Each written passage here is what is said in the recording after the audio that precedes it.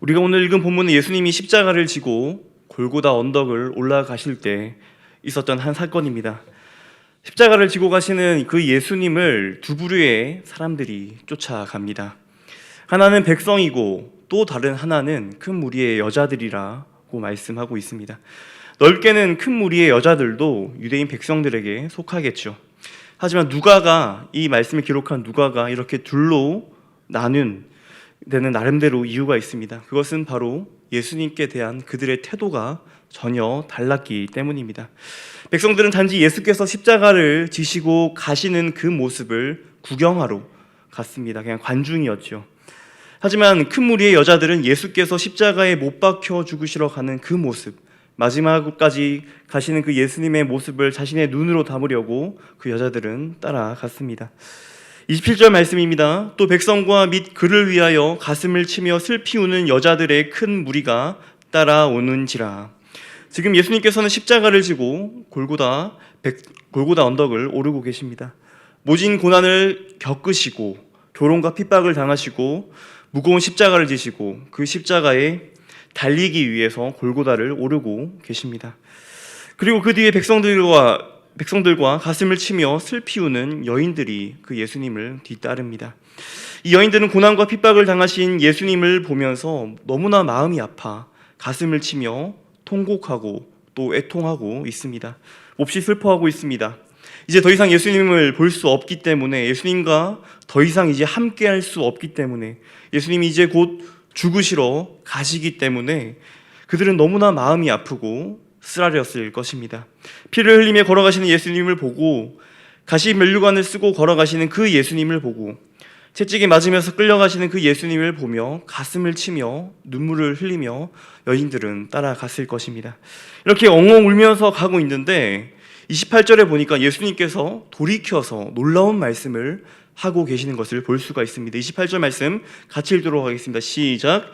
예수께서 돌이켜 그들을 향하여 이르시되 예루살렘의 딸들아, 나를 위하여 울지 말고 너희와 너희 자녀를 위하여 울라.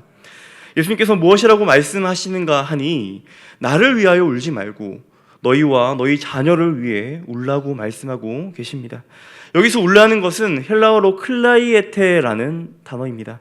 이는 슬픔을 참으면서 억지로 흐느끼라는 그런 이야기가 아니라 마치 큰 사건을 당해서 소리내어서 크게 애통하며 울부짖는 것을 말하고 있습니다. 사랑하는 성도 여러분, 이 말씀을 보시면서 어떤 생각이 드십니까? 어떤 마음이 드십니까?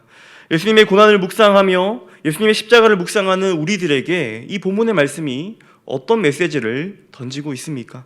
우리는 종종 예수님의 십자가 고난에 많이 집중을 합니다.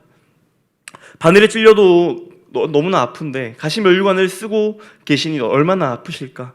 못에 큰 대못이 박히니 얼마나 아프실까? 발에 못이 박히니 얼마나 아프실까? 우리 그 옆구리에 창이 찔리니 얼마나 고통스러우셨을까? 예수님이 당하시는 아픔, 예수님이 당하시는 고통, 여기에 많이 우리가 주목을 합니다. 그리고 그런 예수님을 보며 우리는 많은 눈물을 흘리지요. 이것이 잘못된 것은 아닙니다. 이러한 공감 역시 매우 바람직하고 이것은 성도로서 당연히 가져야 하는 마음입니다. 나의 죄 때문에 고통당하시는 예수님을 묵상하는 것은 옳은 일이고 우리가 또 반드시 해야 하는 그런 묵상이지요. 그런데 이보다 더 중요한 것이 우리 성도들에게 있습니다.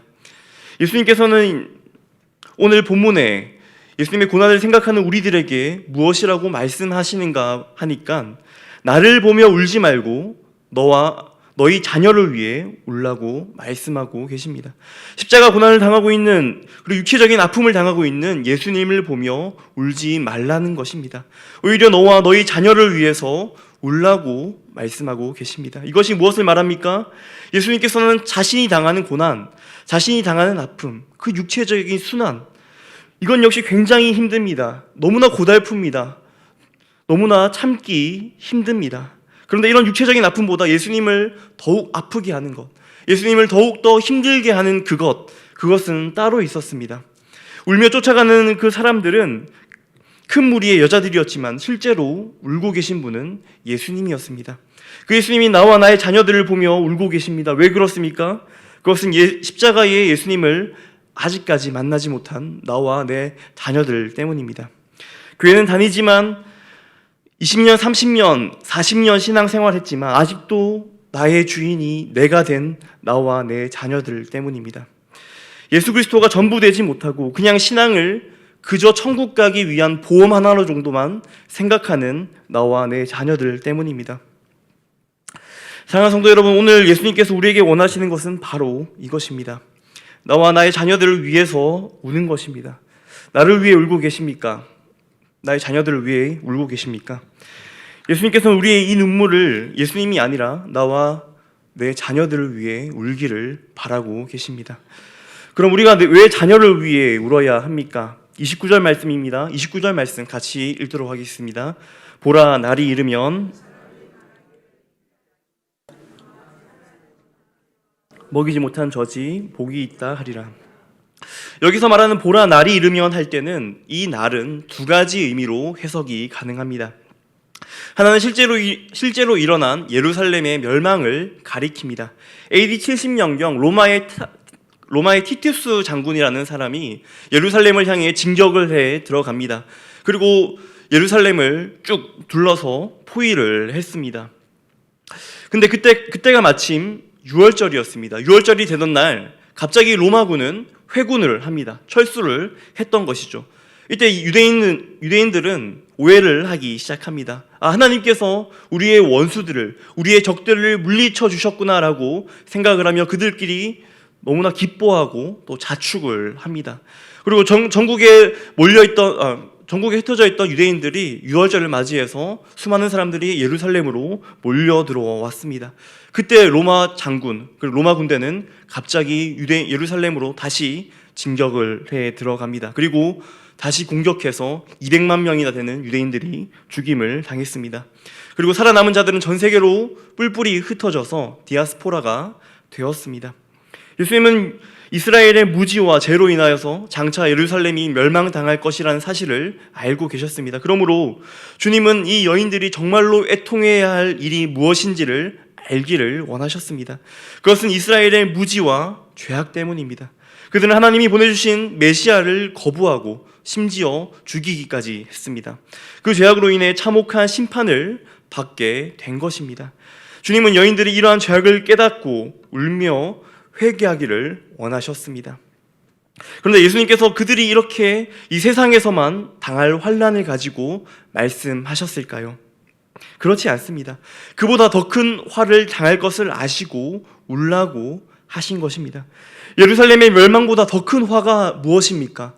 예루살렘의 멸망보다 200만 명이 죽는 그 재앙보다 더 큰 재앙이 무엇이 있습니까? 그것은 그들이 장차 지옥에 던져져서 영원한 고통에 당할 것을 예수님께서는 미리 아셨기 때문입니다. 그렇습니다. 믿지 않는 자에게는 이 말 환난은 이루 말할 수 없을 만큼 큽니다.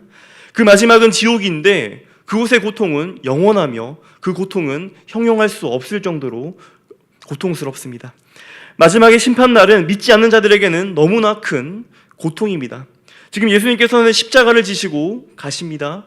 그 십자가가 원래 누구의 십자가입니까? 저와 여러분들의 십자가입니다. 죄인이 져야 하는 십자가입니다.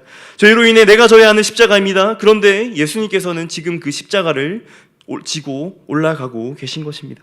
예수님께서는 우리 대신에 받을 형벌과 고난을 다 받으셨습니다. 그래서 이제 예수님을 믿는 자마다 멸망하지 않고 영생을 얻게 해주시겠다라고 말씀은 기록하고 있습니다. 하지만 문제는 믿지 않는 자들에게 아직까지 그 죄의 값이 남아있다는 것입니다. 한번 생각해 보시기 바랍니다. 마지막 날이 이르면 나의 자녀가 예수님을 여전히 구주로 모시지 않고 있다고 생각해 보십시오. 그들이 믿지 못해서 죄의 값을 해결하지 못했다라고 생각해 보십시오. 어떻게 되겠습니까? 결과가 보이십니까? 우리의 자녀의 최후가 보이십니까? 예수님을 믿지 않음으로, 예수님을 주인으로 모시지 않음으로 받게 되는 그 결과가 보이십니까? 얼마나 그 큰 고통인지 모릅니다. 이 고통에 대해서는 오늘 말씀은 이렇게 묘사를 합니다. 29절에 잉태하지 못한 이와 해산하지 못한 배와 먹이지 못한 젖이 복이 있다 하리라. 이것이 무엇을 말하는 것입니까? 차라리 자녀가 없는 것이 더 큰 복이다라는 것을 말해주고 있습니다. 차라리 자녀가 태어나지 않는 것이 더 큰 복이라고 말하고 있는 것입니다. 자녀가 믿음을 가지지 못함으로 고스란히 그 하나님의 맹렬한 진노를, 그 진노의 심판을 다 받아야 하기 때문입니다. 자녀가 죄인된 모습으로 하나님의 심판을 당하는 그 모습을 보는 그 부모의 마음이 어떻겠습니까? 자녀가 감기에 걸려 아픈 모습만 봐도 마음이 아픈 부모들의 마음이지 않습니까? 그런데 하나님의 맹렬한 진노의 심판을 받고 있는 그 자녀들의 모습을 보고 있는 그 부모의 가슴은 어떻겠습니까? 다행히 우리는 그날이 오기까지 아직 시간이 아직 있습니다. 사랑하는 성도 여러분, 아직 늦지 않았습니다. 자녀들을 위해 우시기 바랍니다. 눈물로 자녀들을 위해 기도하시기 바랍니다. 불행한 자녀는 집에 돈이 없는 자녀들이 아닙니다. 정말 불행한 자녀들은 기도 없이 자란 자녀들입니다. 여러분들이 자녀를 사랑한다면 자녀들을 위해서 기도하시기 바랍니다. 돈으로 물질로 그들의 필요만 충족시킬 것이 아니라 기도로 사랑을 실천하십시오. 그것이 바로 주님의 뜻입니다. 무엇보다 자녀들의 믿음을 위해 기도해야 합니다. 자녀들을 위해서 기도해야 할 제목은 학업과 진학과 취업과 결혼과 출세가 아닙니다. 믿음 생활입니다. 왜입니까? 믿음이 자녀들의 영원한 운명을 결정짓기 때문입니다. 여러분, 자녀들의 신앙에 대한 책임은 물론 교회에 있습니다. 교회도 있죠. 하지만 교회와 교회 학교보다 더 큰 책임은 우리 부모에게 있습니다. 이것을 반드시 기억하셔서 하나님으로부터 멀어져 있고 아직 예수님을 모르고 있고 아직 예수님을 구주로 모시지 않는 우리 자녀들을 위해 간절한 마음으로 눈물로 기도하는 부모님들 되시기를 바랍니다. 심판의 날이 우리의 가슴을 찢는 날이 아니라 우리에게 큰 기쁨과 즐거운 날이 될 수 있기를 주님의 이름으로 소망합니다. 이어서 우리는 우리 자녀를 위해 울 뿐만 아니라 우리 자신을 위해서도 울어야 합니다. 나 자신의 무엇을 위해 울어야 할까요? 나의 무엇을 보며 애통해야 하며 슬퍼해야 합니까? 그것은 나의 죄악된 실체를 보며 울어야 합니다. 나의 연약함을 보며 울어야 합니다. 우리는 전부 가면을 쓰고 있죠. 저도 마찬가지입니다. 사회적으로 그럴듯하게 포장해서 다른 사람들에게 뭔가 있어 보이게 나 자신을 보입니다. 그래서 어떨 때면 나조차도 속을 때가 있죠. 하지만 우리 자신을 위해 울려면 나의 진정한 모습, 나의 진짜 모습을 볼 필요가 있습니다. 신앙생활을 10년, 20년, 아니 평생을 해왔는데도 불구하고 여전히 죄악된 나의 모습, 내 본성에서는 죄밖에 나올 것이 없다라는 그 사실을 인정해야만 합니다. 나의 진짜 모습은 어떻습니까? 나의 모습은 하나님 앞에서는 본질적으로 죄인의 모습입니다. 이 본질적으로 죄인이라는 말이 무슨 말입니까? 하나님의 영광을 위해서 살아야 하는 존재들임에도 불구하고 자기 자신의 영광을 위해서 살아가는 그 모든 생각과 행동과 말을 다 죄라고 말합니다. 이 말이 무슨 말입니까? 결국에는 나는 끊임없이 죄가 생성되는 공장이라는 말입니다. 내 안에는 끊임없이 죄가 생성됩니다. 나에게는 흘러나오는 것은 죄밖에 없습니다. 그러니 주님 제발 살려주십시오라고 울부짖어야 한다는 말입니다. 이 죄를 하나님 앞에 내어놓으며 하나님 제발 나를 좀 살려주세요. 나의 이 죄악된 본성이 내가 어떻게 해결할 수가 없습니다. 그러니 제발 하나님께서 해결해 주십시오.